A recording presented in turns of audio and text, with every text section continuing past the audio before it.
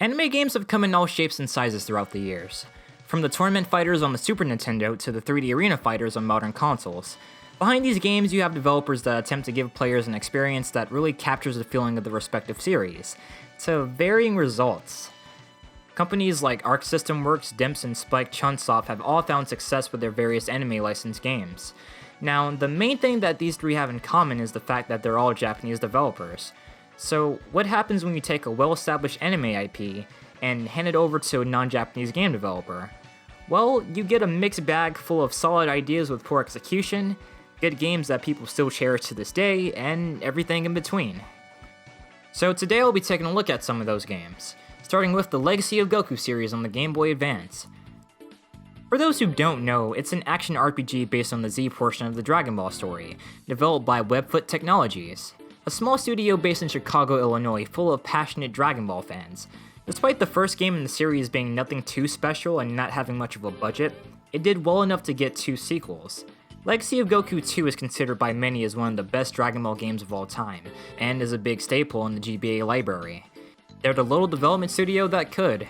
In spite of all the budgetary restrictions and meeting deadlines, they were able to craft some pretty solid games. For that alone, they'll always have my respect.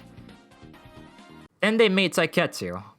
Dragon Ball Z Taikatsu was Webfoot Technologies' attempt at making a Dragon Ball fighting game on a handheld system. It didn't work out too well.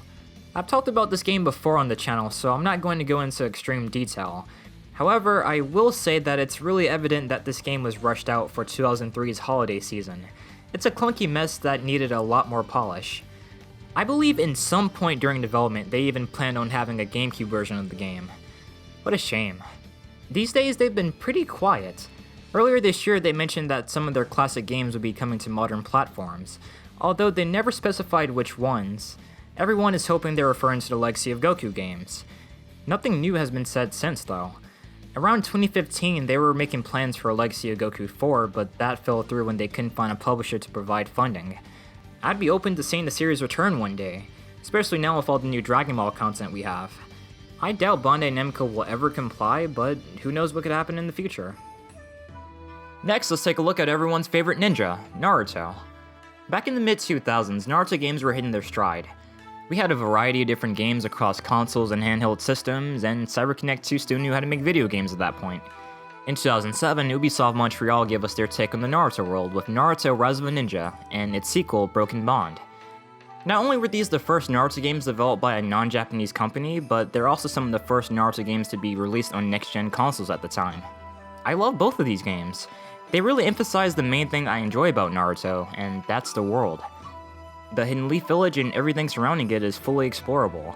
You can platform on buildings, you can jump through trees just like in the show, and interact with NPCs. On top of that, the combat system is really fun.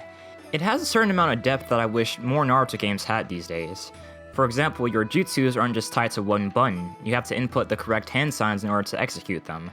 So during combat, when things get really intense, you have to gauge whether or not you have enough time to do so. All of that makes pulling off one really satisfying. Have I mentioned how good these games still look? I love the visual style they went for. Both of these games came out over a decade ago and they still look completely passable. Playing these games really show how much admiration that the people at Ubisoft had for the series. Throughout the game, not only will you hear the soundtrack from the anime, but they also use scenes from it as well. I would show you examples, but I don't want to get a copyright notice. I wish Ubisoft would return to the series and adapt Shippuden one day. Considering that the first Assassin's Creed game released almost 2 weeks after Rise of a Ninja, it makes me wonder what they would do with the series now. Ubisoft aren't the same company they were back then, which is kind of fitting since Naruto isn't the same series. I doubt they would ever go back to it, but it would be really cool to see. So before I move on to the next game, I want to talk about Avalanche Software. They're a development team formerly owned by Disney Interactive Studios before they shut down, and they're currently owned by Warner Brothers. At the moment, they're currently working on that Harry Potter game we barely know anything about.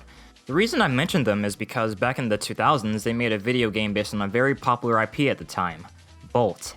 Yep, based on the 2008 Disney movie. I have a friend who loves this game. Alpha, I fucking hate your guts. Nah, but in all seriousness, in 2005 they released Dragon Ball Z Sagas. I have a weird history with this game. Around the time it was released, I was sick in the hospital and had to undergo lung surgery. It was pretty serious. there was a chance that I wouldn't make it. I was 4 years old at the time, so I didn't understand the gravity of the situation, but fortunately everything turned out well and I made a full recovery.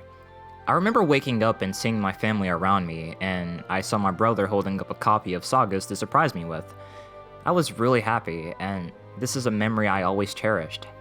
I got released from the hospital and went home to play it, and at that moment, I realized that the game fucking sucked. It was awful! Hands down one of the worst experiences I ever had playing a video game.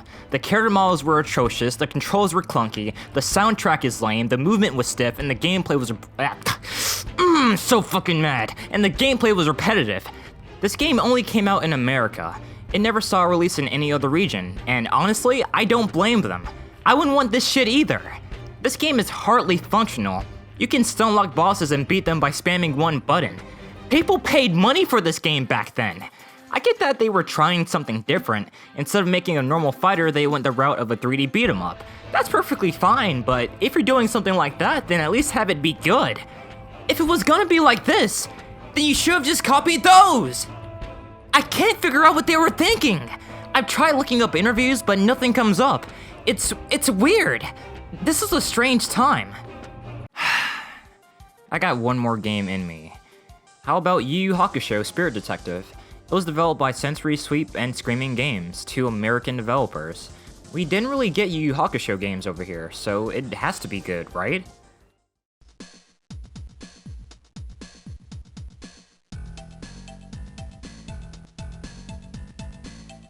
I really can't have shit, huh?